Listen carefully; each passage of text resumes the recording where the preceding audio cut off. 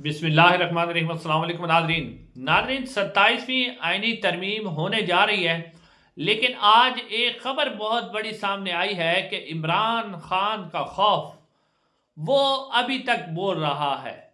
इमरान खान का खौफ अभी भी नज़र आ रहा है। बड़ा ही दिलचस्प और हैरान कुन वाक़या है जो आपके सामने रखना है।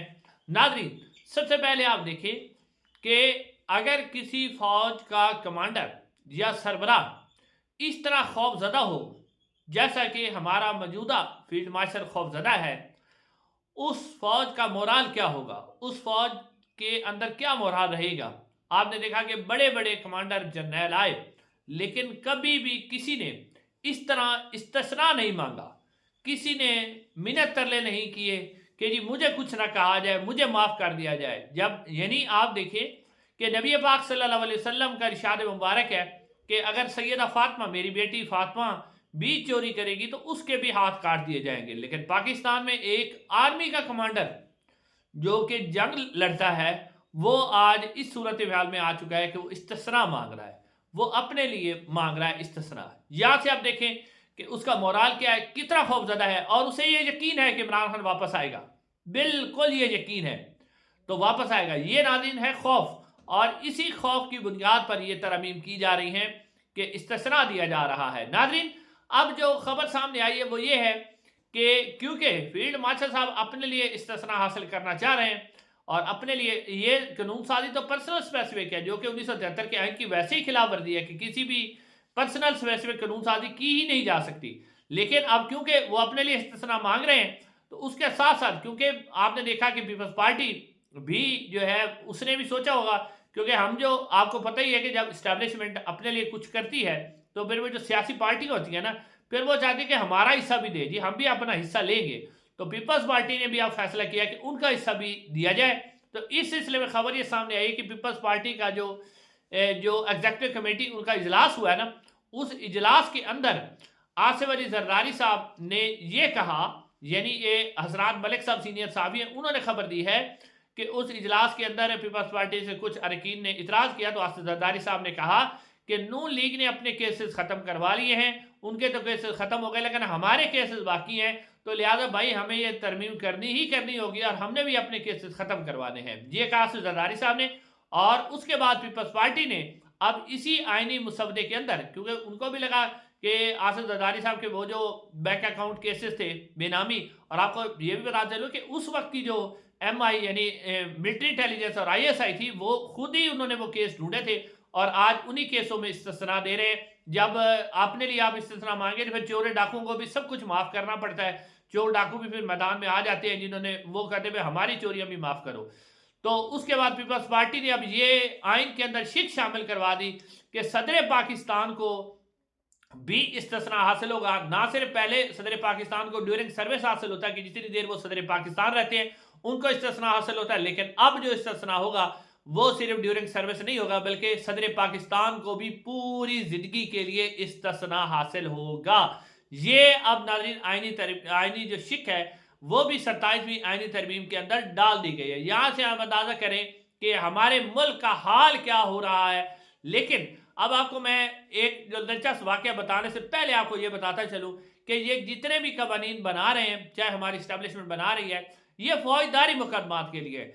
इस शिक के अंदर कहीं भी ये शिक इनके गले पड़नी है। इस शिक के अंदर कहीं भी नहीं लिखा हुआ कि किसी ने अगर पाकिस्तान के आइन को तोड़ा है, पाकिस्तान के आइन से गद्दारी की है, तो उसके खिलाफ किसी किस्म की कार्रवाई नहीं हो सकती।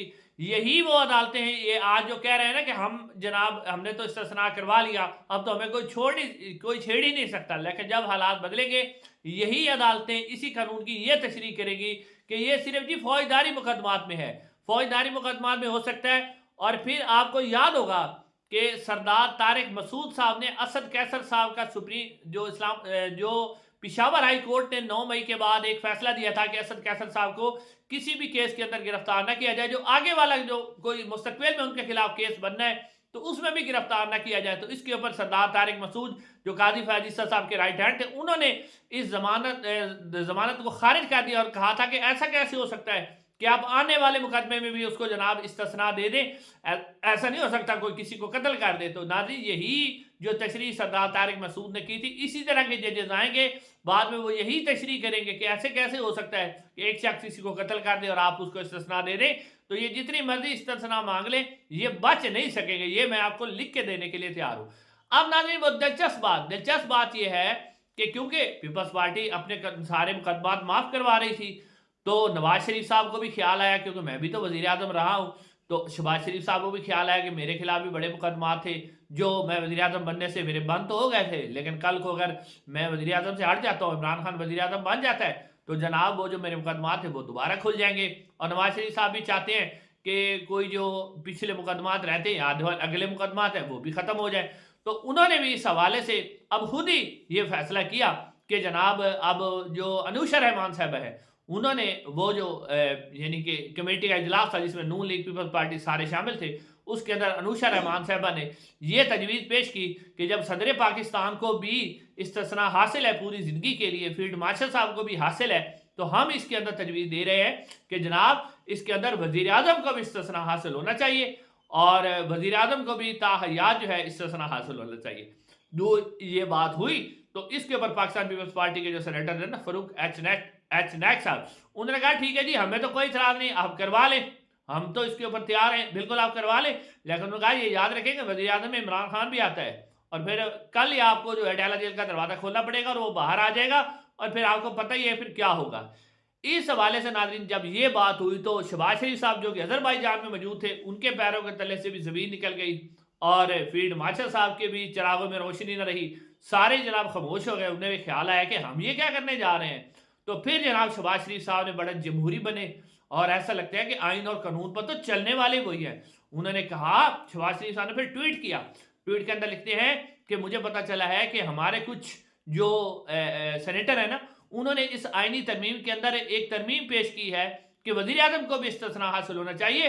تو کہتے ہیں وزیر اعظم کیونکہ عوام کا منتخب نمائندہ ہوتا ہے لہذا اس کو کسی استثناء کی ضرورت نہیں، وہ تو عوام کو جواب دہ ہوتا ہے. یہ شہباز شریف صاحب کہہ رہے ہیں. نمبر 1 تو آپ عوام کے منتخب نہیں، آپ کو عاصم منیر صاحب نے منتخب کیا ہے، اور دوسرا پھر آپ یہ ٹویٹ کر رہے ہیں. سر آپ اس لیے نہیں کہہ رہے کہ آپ جواب دیں، آپ بھی چاہتے ہیں، لیکن مسئلہ آپ کو یہ بنا تھا کہ آپ جناب یہ چاہتے تھے کہ آپ کو یہ جب انہوں نے بتایا کہ عمران خان باہر آ جائے گا تو اس وقت آپ کو جمہوری اور آئین اور قانون یاد آیا، ورنہ آپ بھی استثناء لینے کے لیے تیار تھے. جہاں پیپلز پارٹی نے بہتی گنگا میں ہاتھ دھو لیے ہیں تو پھر آگے بھی اس طرح کی صورتحال آپ بھی لے سکتے ہیں، لیکن وہ ایک شخص کا خوف تھا جس وجہ سے آپ نے یہ سارا کام نہیں کیا. انشاءاللہ اگلی ویڈیو ملاقات ہوگی. السلام علیکم ورحمۃ اللہ.